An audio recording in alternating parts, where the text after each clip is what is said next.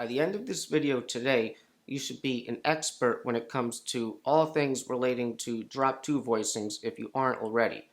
You'll understand what they are, how to easily figure them out on your own without having to use chord diagrams. You'll understand how to play them on the guitar all over the fretboard and in all inversions, and you may even get more out of this potentially, because if you could really grasp the logic to everything that I'm going to say here today, you should be able to recognize the potential application to figuring out other types of chord voicings as well, such as drop 3, drop 2, 3, etc. I wasn't going to make this video at first today, but I decided to do this just for the consideration of all possible viewers. Drop 2 voicings are some of the most commonly used chord voicings on the guitar and are typically considered to be pretty stock or conventional kinds of shapes by most guitar players. So, just to show you a couple examples, this classic voicing for C major 7, root position starting on the A string, is a drop 2 voicing. I'm sure a lot of you guys already know that. But this other common stock voicing for C major 9 can also be considered a drop 2 voicing, right? This particular voicing of C minor 11 can also be seen as a drop 2 voicing. We can also label this chord as a chordal voicing or a fourths voicing as well. Alright, so in addition to something like that, we might say that something like this perhaps lesser played shell voicing for C major 7, root, 5th, 7th, is just a shell of the entire drop 2 voicing. We just took this note out. Alright? It's subjective. If we take the 5th out, that's another kind of shell voicing that we're used to seeing over here. That can also be seen as a drop 2, 3 voicing with that note taken out, but don't worry about that right now. Alright, so as you can see, it's kind of arbitrary where one kind of chord voicing ends and another begins. So bottom line is you don't really have to concern yourself too much with the labeling of these things. You just want to know how to generate whatever types of chord voicings you're looking for. In a jazz context, whenever we have chord sequences that are primarily using drop 2 voicings, they tend to produce a very recognizable classic jazz guitar sound. And while we might describe this sound as perhaps being traditional or maybe even cliche, make no mistake about it, this is still a great sound.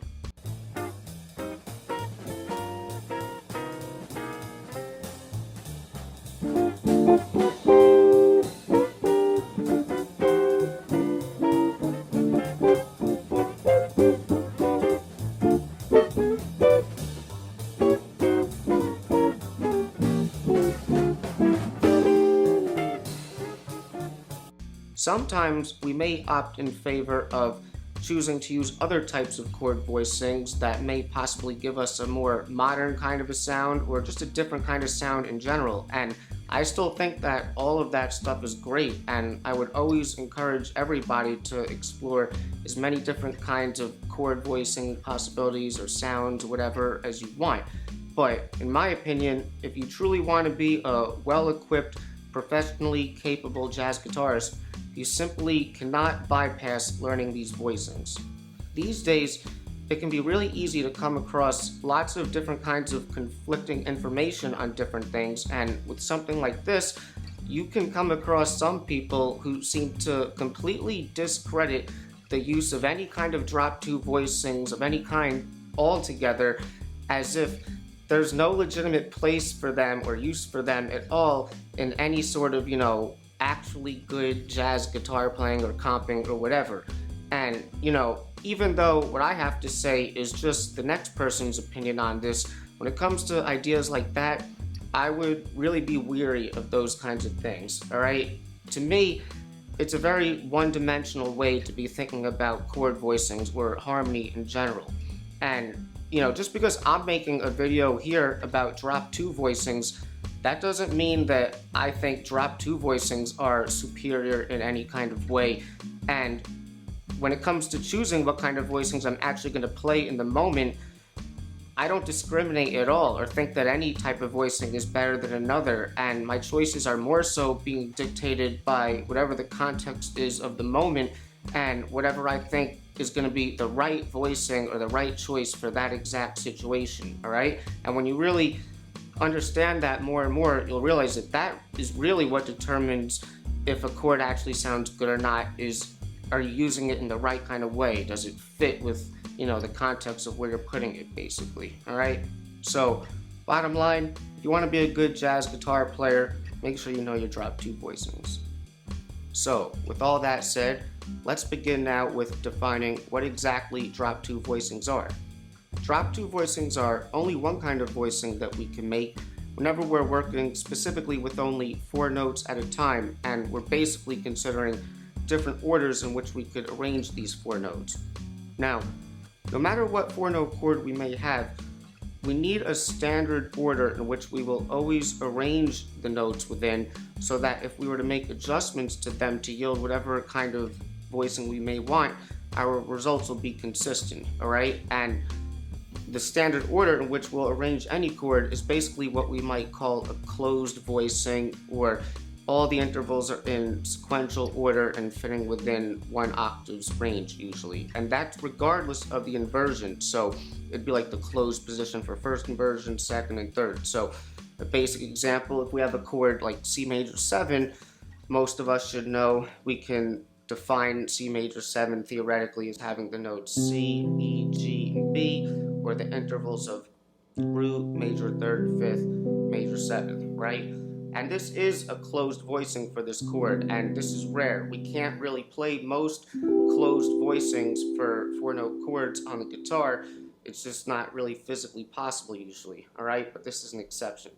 So if we were to go through the inversions, the standard order of first inversion for this would be 3, 5, 7, 1, and then the next one would be 5, 7, 1, 3, and then finally 7, 1, 3, 5, right? So that would basically be the starting position for C major 7 for all the inversions. So once we have that, we can basically assign a numerical position that would go in order to these different notes, and then we can make adjustments to it.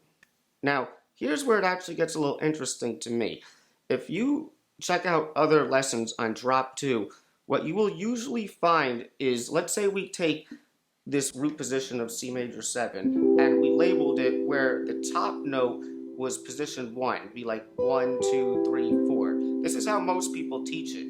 Basically what they will say is you will take the second note, which would be this one, and you'll drop it down. And since we're coming from the top, down would mean like dropping it lower in this case. So I'll take this note and put it here. When I do that, then I'll have to arrange my fingers differently because it's the guitar. You'll get that. And this is a second inversion of a C major 7 chord, so that is totally correct. However, you may have never noticed that you will get the exact same results if you come at it from the other way or backwards. So let's say I do it over here, start in this octave, and I'm calling this position 1, and this is 2, 3, 4. Now I'm going to take the second note and drop it down the other way, which would be up here. And when you do that, you get root position, drop 2, C major 7. One is not better than the other, but for guitar and just in general, I think that this second way makes a lot more sense because you're starting with the same inversion. So it's like the first way I had a root position C major 7 and then I dropped it and it became second inversion, whereas with the second way I started with root position and I ended with root position. So I would suggest labeling the position starting from the lowest note in this case so that the inversions that you yield will be consistent. So basically when you do that at every inversion on this C major 7, you'll get these shapes: root position, first inversion, second inversion, and then third inversion. And these shapes on this string set are typically considered to be stock shapes of 7 chords when your root is on the A string, even though we're going to move them to other string sets in a little bit, but these are all conventional shapes, alright? And obviously you need to know these. Although any 4-note chord could be voiced as a drop 2, the basic 7th chords, some sort of 1, 3, 5, 7, basically what we just had with the major 7th chord, are really the ones that you want to get familiar with and will take you pretty far, at least as a starting point. So I'm talking about major 7, minor 7, dominant 7, minor 7 flat 5 or half diminished, and even a diminished 7th chord. And you want to know all inversions for each of those chords. Now, you could work out each of those chords in the exact same manner as what I just showed with the major 7, but because we're just dealing with different variations of some sort of 1, 3, 5, 7 intervallically, as long as you understand your chord formulas and how these different 7th chords compare, it could be a lot easier to derive the other ones if you just start with the one that you already know. So, for example, if I have major 7 and I know the intervals in this voicing are root, 5, 7, third, I can start to make adjustments to yield the other 7th chord. So if I lower the 7th, I'll have a dominant 7, drop 2. If I lower the 3rd, we get minor 7. If I lower the 5, minor 7 flat 5, half diminished. And then if I lower the 7th again, double flat 7, we'll get diminished 7th. Alright, and you can do that with all the inversions. So first inversion, we got that, then we got that, and then we got, and then the diminished again, and obviously the diminished is symmetrical, so you're going to end up with the same shape every time. Second inversion would be major 7, dominant 7, minor 7, half diminished, and then diminished. And then the last one would be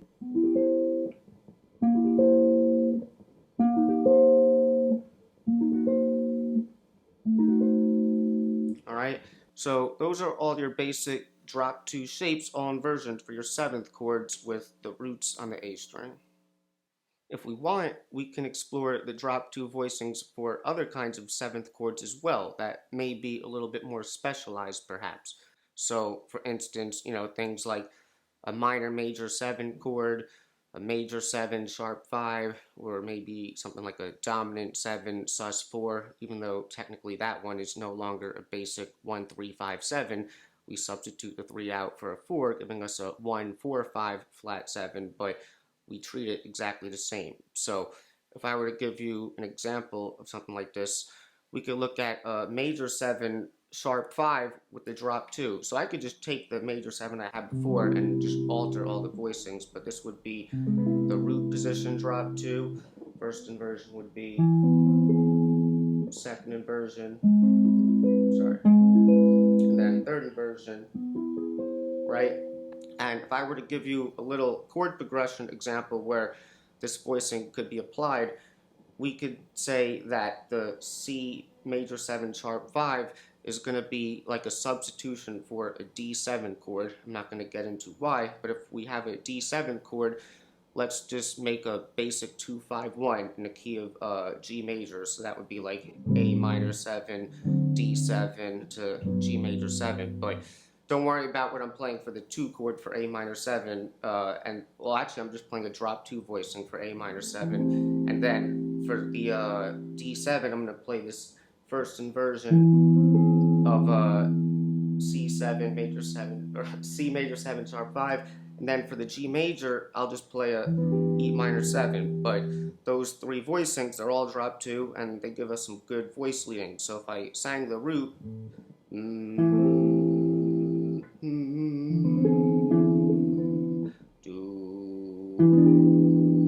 one more time.